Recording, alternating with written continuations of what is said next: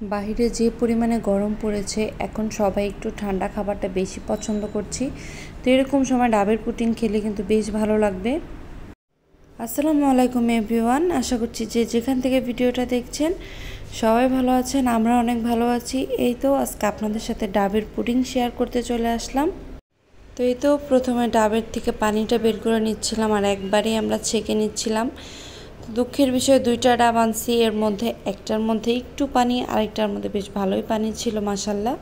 আর আজকে আমার সাথে হেল্প করছে জয় ভাই। তো যে যে দেখতে চান তাই তাদের উদ্দেশ্যে একটু একটু করে তাকে আমি এখন ভিডিওতে আনার চেষ্টা করি। আর এই তো আমি এই আঁশগুলো কেটে নিচ্ছি, যেটার আঁশটা একটু বেশি নরম ছিল ওইটাই আমি নিয়েছি। আর এগুলোকে আমি লাস্ট ওয়েতে কীভাবে ব্যবহার করি সেটা আপনাদের সাথে শেয়ার করব। এই পুডিংটা বানাতে কিন্তু খুবই ইজি, একদম সোজা। শুধুমাত্র আপনার এই আগার আগার পাউডারটা দিয়ে করে ফেলতে পারবেন, আর কিছুই লাগবে না।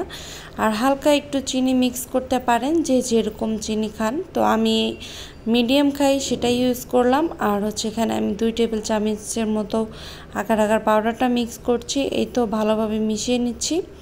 আর হ্যাঁ, আপনারা যারা ভাবছেন যে আগার আগার পাউডারটা কোথায় পাবো, এটা আপনারা স্বপ্নে পাবেন। তারপর হচ্ছে মিনা বাজার, এগুলোতে পেয়ে যাবেন, বিভিন্ন শপে এটা পাবেন, খুব অ্যাভেলেবেল।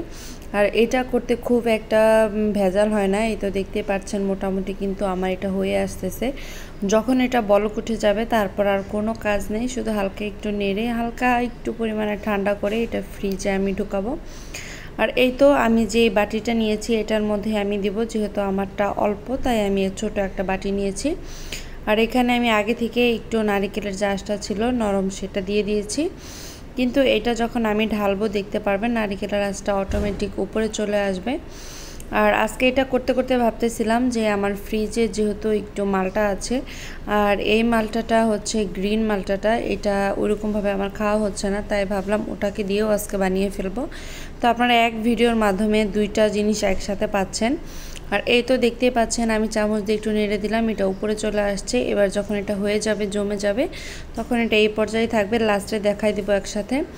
আর এই তো আমি মালটাটা কেটে নিয়েছি, এটা ছিল গ্রিন মালটাটা। এটা একটু লেবুর মতো ফ্লেভার আসবে লাস্ট ওয়েতে। তো এটা আমি এই যে চিপে একদম হচ্ছে ছেঁকে তারপর চুলাতে নিয়ে আসলাম।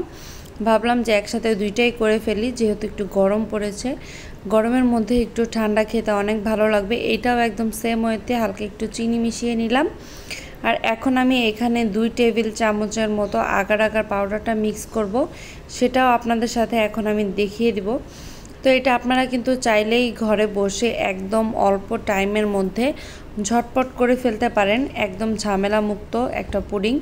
অন্য সব কাজগুলো করতে বা অন্য কোনো কিছু ঠান্ডা কোনো কিছু তৈরি করতে কিন্তু প্রচুর সময়ের প্রয়োজন হয়, এটাতে এত বেশি সময় লাগে না। তাই আমি মনে করি সবাই একবার হলেও এটা ট্রাই করে দেখতে পারেন। এই তো আমি আগার আগার পাউডারটা মিক্স করে ফেললাম। এটাও এখন আমি একটু সময় নিয়ে জাল করব, যখন এটা বলক চলে আসবে সেম আগের মতো করেই করব। আসলে এটার মধ্যে আর হচ্ছে আগে যে ডাবের পুডিংটা দেখালাম সেম দুইটাই, এটা আসলে করতে খুব একটা ভেজাল না।